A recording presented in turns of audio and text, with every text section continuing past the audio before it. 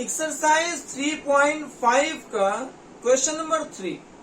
इस क्वेश्चन को जो है प्रतिस्थापन विधि और वज्र गुणन विधि दोनों विधि से हल करना है।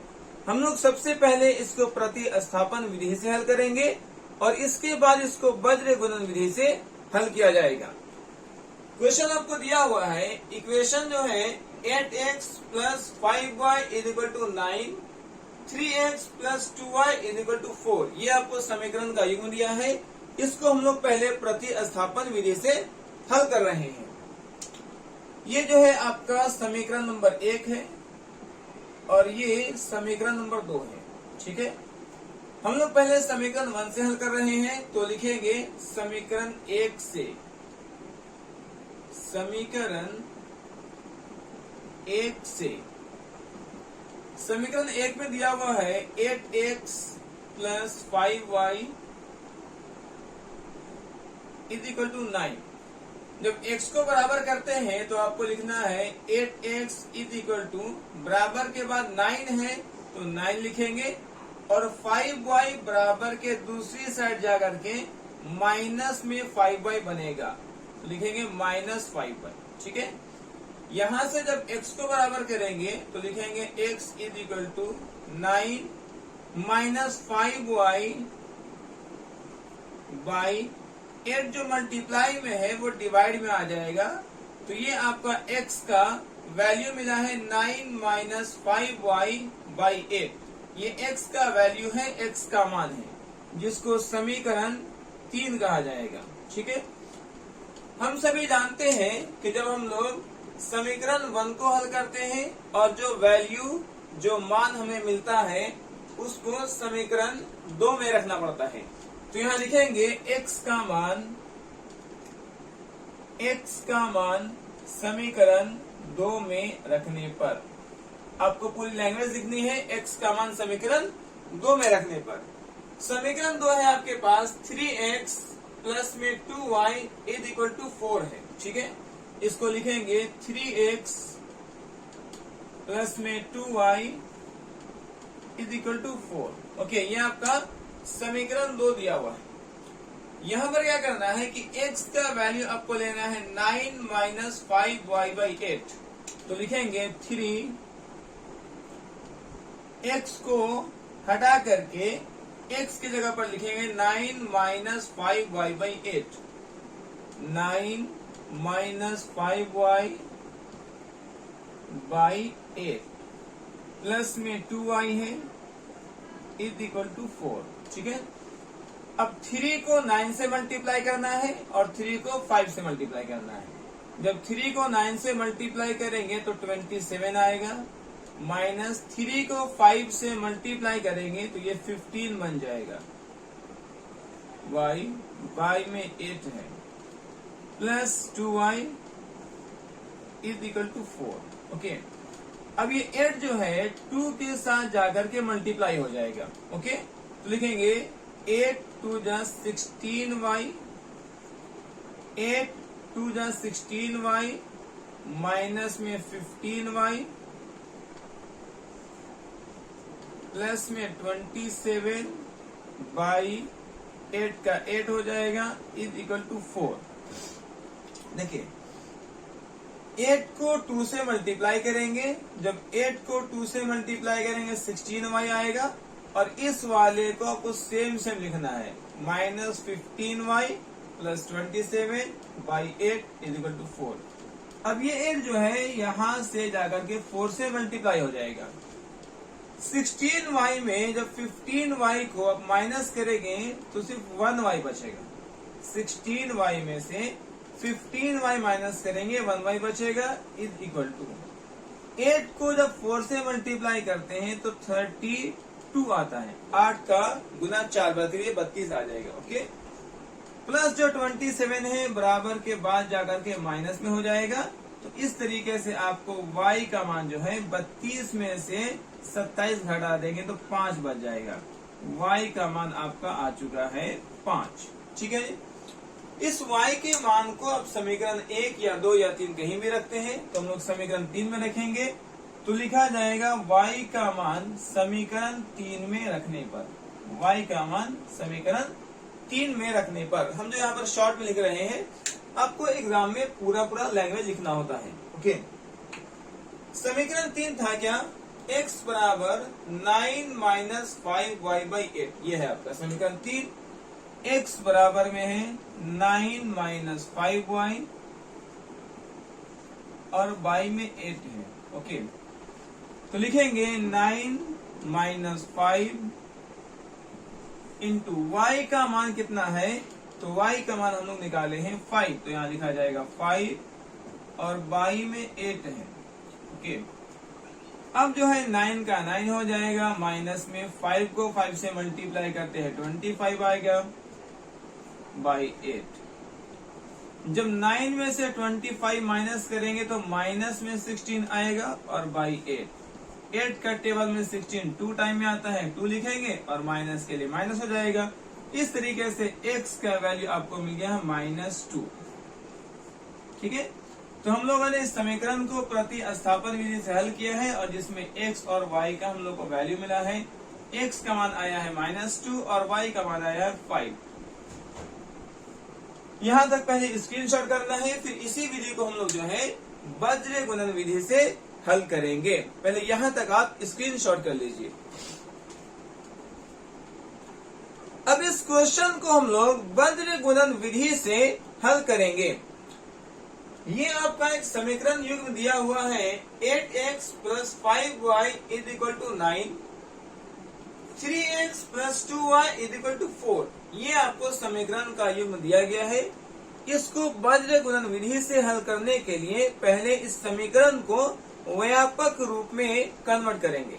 व्यापक रूप में कन्वर्ट करने के लिए क्या करना है, जो 5 बराबर के बाद में लिखा हुआ है 4, इसको बराबर के पहले लाएंगे। इसी तरीके से 9 को भी बराबर के पहले लाना है। ठीक है, तो हम लोग इसको लिखते हैं 8x plus 5y, 8x plus 5y, जो 9 बराबर के बाद में है उसको पहले लाएंगे तो बनेगा -9 इज इक्वल टू 0 हो जाएगा। ठीक है जी, 3x plus 2y, 3x plus 2y, 4 को जब बराबर के पहले लाएंगे तो ये बनेगा -4 इज इक्वल टू 0। ये आपको व्यापक रूप में कन्वर्ट हो गया है। अब जो है वज्र गुणन विधि से हल करने के लिए कुछ शॉर्टकट ट्रिक्स हैं जिसको आपको समझना है। पहले आप x वाले टर्म को हटा लीजिए, तो बाकी जो ये बचे हुए टर्म है उसको लिखेंगे। यहाँ पे है 5y 2y। ठीक है, तो लिखना है 5y 2y, माइनस में 9 है, माइनस में 4 है, तो यहाँ लिखेंगे माइनस में 9 माइनस में 4। ठीक है, एक चीज हो गया। इसके बाद क्या करना है, y वाले टर्म को हटा देना है। तो अब बचे आपके पास ये वाला और ये वाला टर्म 8x 3x, यहाँ लिखेंगे 8x 3x। ये बचेगा माइनस में 9 माइनस में 4, यहाँ लिखेंगे माइनस में 9 माइनस में 4। ठीक है, अब लास्ट वाले टर्म को हटाना है। इस वाले को तो बाकी शुरू के 2 टर्म बच जाएंगे, 8x 3x 5y 2y, 8x 3x। ठीक है, 8x 3x हो जाएगा और 5y 2y बच जाएगा, तो लिखेंगे 5y और 2y। ठीक है, ये शॉर्टकट ट्रिक्स है। उसके बाद इसमें साइन जो है आपको ध्यान देना है कि मल्टीप्लाई कैसे करना है। सबसे पहले मल्टीप्लाई इन दोनों को किया जाएगा। इस वाले में पहले इन दोनों को मल्टीप्लाई करना है, इस वाले में पहले इन दोनों को मल्टीप्लाई करना है और इस वाले में पहले इन दोनों को मल्टीप्लाई करना है। ये जो है आपको साइन जो एरो बनाए गए इसको ध्यान से समझना है। पहले इन दोनों को मल्टीप्लाई करेंगे तब जाकर के इन दोनों को मल्टीप्लाई करेंगे। इस वाले में पहले इन दोनों को मल्टीप्लाई करना है तब जाकर के इन दोनों को मल्टीप्लाई करना है। इसी तरीके से इस वाले में पहले इन दोनों को मल्टीप्लाई करेंगे और तब जाकर इन दोनों को मल्टीप्लाई करना है। ठीक है, अब आगे बढ़ते हैं। यहाँ पर लिखेंगे x by y by 1 by. ठीक है जी, ओके। अब पहले किसको मल्टीप्लाई करना था वो देखते हैं। पहले मल्टीप्लाई करना है 5 को -4 से, ठीक है जी। तो 5 को -4 से मल्टीप्लाई करेंगे तो 5 4 जा 20, ये माइनस में 20 आएगा, तो यहाँ लिखेंगे -20, फिर बीच में माइनस का साइन दे रहा है। इसके बाद जो है जब 5 और 4 का मल्टीप्लाई हो चुका है तब करेंगे 2 और 9 को, 2 और 9 को। जब 2 को 9 से मल्टीप्लाई करते हैं तो माइनस में 18 आएगा, ठीक है। 2 को 9 से मल्टीप्लाई करेंगे तो ये माइनस में 18 आएगा। अब जो है पहले इन दोनों का मल्टीप्लाई हो चुका है। अब इस वाले में साइन कहता है कि पहले 3 को -9 से मल्टीप्लाई करेंगे। जब 9 को 3 से आप मल्टीप्लाई करेंगे तो ये 27 आएगा, और 27 में माइनस का साइन है तो माइनस लगा देंगे। अब जो है आपको 8 को मल्टीप्लाई करना है 4 के साथ। 8 को मल्टीप्लाई करेंगे 4 के साथ तो ये 32 आएगा। 8 को 4 से मल्टीप्लाई करेंगे तो 32 आएगा, माइनस है, ठीक है जी। अब हम इसको भी मल्टीप्लाई कर चुके हैं। अब लास्ट में क्या बचा है, 8 को मल्टीप्लाई करेंगे 2 से तो 16 आएगा। 8 को 2 से मल्टीप्लाई करेंगे ये 16 मिलेगा माइनस में। अब जो है जब ये दोनों मल्टीप्लाई हो चुका है तो 3 को 5 से मल्टीप्लाई कर देंगे, ये 15 बन जाएगा। ओके, अब आगे इसको सॉल्व करना है, ठीक है। 1 से माइनस और माइनस मिलकर +18 बन जाएगा, माइनस और माइनस +18 बन जाएगा, और यह है -20। इसी तरीके से यहां भी देखें, माइनस माइनस प्लस हो जाएगा तो ये +32 है और माइनस में 27 है। ये है 1/16 में 15 माइनस करेंगे तो 1 आएगा, मतलब इसको जो है 1 को 1 से डिवाइड करेंगे तो आपको पता आ जाएगा, ठीक है। अब देखिए क्या करना है, x/18 में जब 20 माइनस करेंगे तो माइनस में 2 आएगा, ओके। x/18 में 20 माइनस करते हैं तो -2 आता है। इसी तरीके से यहाँ देख लीजिए, y/32 में 27 माइनस करते हैं तो 5 आ जाता है, इज इक्वल टू 1 है। एक बार क्या करना है, आपको x/-2 को 1 का इक्वल करना है और एक बार y/-2 को 1 का इक्वल करना है। तो आइए हम लोग बारी बारी से दोनों को इक्वल कर लेते हैं, ओके। यहाँ है x/-2, x/-2 is equal to 1 है। ये -2 जो है 1 से मल्टीप्लाई हो जाएगा तो इज इक्वल टू -2 आपका आंसर बन गया है। इसी तरीके से यहाँ होगा y/5 इज इक्वल टू 1 है, ठीक है। ये 5 1 से मल्टीप्लाई हो जाएगा तो y का वैल्यू मिल जाएगा, 5 को 1 से मल्टीप्लाई करेंगे तो 5, और यही आंसर जो है आपको प्रतिस्थापन विधि में भी आया था। तो आपने देखा है कि विधि चेंज करने से आंसर में कोई चेंज नहीं होता, आंसर वही आता है। अभी आपको देखना है कौन सा विधि आपके लिए आसान है, आपके लिए उपयुक्त है। पहले यहाँ तक भी आप स्क्रीनशॉट कर लीजिए, फिर हम लोग क्वेश्चन नंबर 4 से शुरू करेंगे। क्वेश्चन नंबर 4 का फर्स्ट, इस क्वेश्चन में कहता है कि एक छात्रावास के मासिक व्यय का 1 भाग नियत है तथा शेष इस बात पर निर्भर करता है कि छात्र ने कितने दिन भोजन लिया है। विद्यार्थी ए को जो 20 दिन भोजन करता है 1000 रुपया छात्रावास के व्यय के लिए अदा करने पड़ते हैं, जबकि एक विद्यार्थी बी को जो 26 दिन भोजन करता है छात्रावास के व्यय के लिए 1180 रुपया अदा करने पड़ते हैं।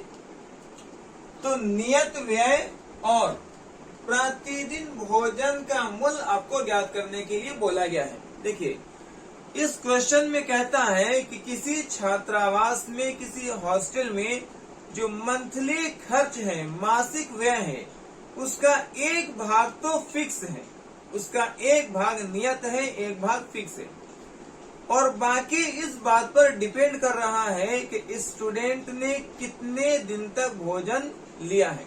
ठीक है, अब यहाँ से दो स्थिति आपको दिए गए हैं। एक स्थिति कहता है कि एक स्टूडेंट ए जो है 20 दिन भोजन करता है तो उसके हॉस्टल का खर्च जो है उसको देना पड़ता है 1000 रुपए, जबकि एक विद्यार्थी बी को जो है 26 दिन भोजन के लिए उसको 1180 रुपया अदा करना पड़ते हैं। तो आपको ये ज्ञात करना है कि उस हॉस्टल का नियत जो है खर्च वो क्या है और प्रतिदिन भोजन का खर्च क्या है।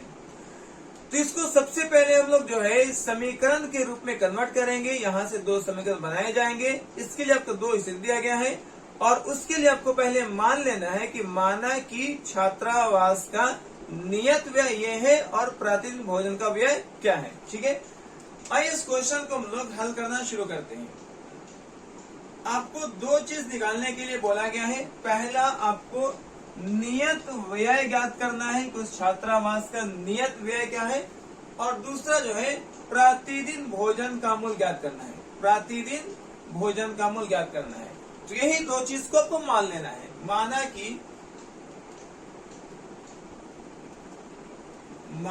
कि नियत व्यय जो है, माना कि छात्रावास का नियत व्यय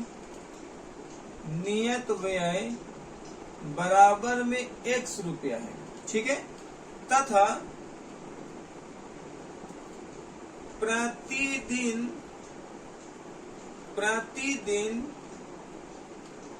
के भोजन का मूल्य, प्रतिदिन के भोजन का मूल्य जो है y रुपया है। मूल्य बराबर y रुपया है। ठीक है, तो सबसे पहले आपने क्या मानना है, आपको जो क्वेश्चन में फाइंड आउट करने के लिए दिया गया है, जो निकालने दिया गया है, जो ज्ञात करने दिया गया है, उसी को मान लिया जाता है। यहाँ आपको निकालना है नियत व्यय, फिक्स खर्च क्या है वो निकालना है, और आपको पता करना है कि प्रतिदिन के भोजन का मूल्य क्या लिया जा रहा है हॉस्टल में। आप मानते हैं, माना कि नियत व्यय, हॉस्टल का जो फिक्स खर्च है, नियत व्यय है, वो 100 रुपया मान लेते हैं, और प्रतिदिन भोजन का जो मूल्य है y रुपया ले आता है। अब यहाँ से आएंगे प्रश्न से, क्या आएंगे, प्रश्न से, और दो समीकरण बनाएंगे। ठीक है, समीकरण एक में देखिए क्या होगा। विद्यार्थी ए को कितना दिन भोजन करना है, 20 दिन भोजन करना है। तो उसके लिए क्या होगा, वो विद्यार्थी ए नियत खर्च तो देगा ही, प्लस में एक दिन के लिए 1 वाई देता है, तो 20 दिन भोजन करेगा तो 20 वाई खर्च देगा। ओके, आपको पहले क्या करना है, नियत खर्च में ऐड करना है भोजन का खर्च। तो नियत खर्च 100 रुपया है, प्लस जितना दिन भोजन करेगा उतना वाई, क्योंकि एक दिन भोजन के लिए 1 वाई, तो जब वो 20 दिन भोजन करेगा तो 20 वाई हो जाएंगे, और दोनों मिला करके उसको 1000 रुपए देने पड़ते हैं। तो यहाँ लिखा जाएगा 1000, ये समीकरण 1 बन जाएगा। कोई दिक्कत? इसी तरीके से समीकरण 2 बनाएंगे। अब कहता है कि विद्यार्थी बी जो है आपको 26 दिन भोजन करता है, तो उसको भी नियत खर्च तो देने होंगे, और 26 दिन के लिए 26 वाई देना होगा भोजन खर्च, और दोनों मिला करके 1180 रुपया जो है आपको यहाँ पर दिया हुआ है कि 26 दिन भोजन करने के लिए छात्रावास के लिए व्यय जो है 1180 रुपया उसको देना पड़ता है। तो ये हो जाए 1180, और ये है आपका समीकरण 2। ठीक है, अब इस क्वेश्चन को बड़ा ही सिंपल तरीके से, शॉर्ट तरीके से समझाते हैं। आपको क्या करना है, आपको नियत खर्च x मान लेना है और प्रतिदिन भोजन खर्च y मान लेंगे। आपको ये याद हो गया, नियत खर्च x मानेंगे और प्रतिदिन भोजन खर्च y। समीकरण कैसे बनाएंगे, x प्लस जितना दिन भोजन उतना y कर देंगे। ठीक है, a करता है 20 दिन भोजन, तो 20 y हो जाएगा, x प्लस 20 y बराबर 1000। b करता है 26 दिन भोजन, तो x प्लस 26 y बराबर 1180। अब यहां से आपको समीकरण हल करने हैं। x और x बराबर है तो यहाँ क्या करेंगे, समीकरण 1 में से समीकरण 2 को घटाएंगे। घटाने से समीकरण 2 का चिन्ह उल्टा होता है, प्लस y जो है माइनस y बनेगा, प्लस जो है 26y माइनस 26 बनेगा और ये माइनस में आ जाएगा। ठीक है जी, प्लस x माइनस बन गया, प्लस माइनस बना, प्लस माइनस बना, ये प्लस डेढ़ हो जाएगा, plus x minus x cut जाएंगे। अब देखते हैं क्या होता है, 20y में से 26y को जब घटाएंगे तो माइनस में 6y मिलेगा। ओके, और 1000 में 1180 को घटा देंगे तो आपको 180 जो है आपको बचेगा माइनस में। ठीक है जी, ओके। यहाँ छोटी संख्या से बड़े संख्या को घटा रहे हैं इसीलिए आपको माइनस में आ रहा है। अब जो है माइनस से माइनस कट जाएगा, यहाँ से y का मान निकाल लेंगे तो y का मान क्या हो जाएगा, y बराबर हो जाएगा 180 बटा में 6। ये आपको 30 बार में कट जाएंगे तो y का मान आ गया है 30। अब इस y के मान को समीकरण 1 या समीकरण 2 कहीं भी लिख सकते हैं, तो हम लिखते हैं y का मान समीकरण 1 में रखने पर, y का मान समीकरण 1 में रखने पर x प्लस 20y बराबर 1000 है जी। ठीक है, x प्लस में 20y बराबर में 1000 है। ठीक है, x प्लस 20 गुना y का मान लेना है 30 तो यहां से ले लेंगे 30 बराबर में 1000। अब क्या होगा, x प्लस 20 को 30 से गुना करते हैं तो आपको 600 आ जाएगा बराबर में 1000 रुपए। ओके, x का मान निकाल लेंगे तो 1000 और माइनस में 600 तो ये x का मान आपको आ गया 400। ठीक है, अब आप देखिए क्या मान रहे थे, x किसको माना गया था, x माना गया था नियत व्यय। तो ये जो है नियत व्यय उस छात्रावास का क्या मिल गया है, छात्रावास का जो नियत व्यय था, नियत व्यय बराबर x रुपया था और x का मान आ गया है 400 रुपये, तो नियत व्यय हो गया 400 रुपये। ठीक है, इसी तरीके से प्रतिदिन भोजन का जो व्यय था, प्रतिदिन भोजन का जो मूल्य था वो था y रुपया। क्या था, y रुपया, और y का मान आप लाए हैं यहाँ पे 30 रुपया, मतलब प्रतिदिन भोजन का मूल्य क्या हो गया, 30 रुपए हो गए। इस तरीके से इस क्वेश्चन को सॉल्व किया गया है। यहाँ तक पहले स्क्रीनशॉट कर लेना है, फिर हम लोग इसके नेक्स्ट वाले क्वेश्चन को सॉल्व करेंगे।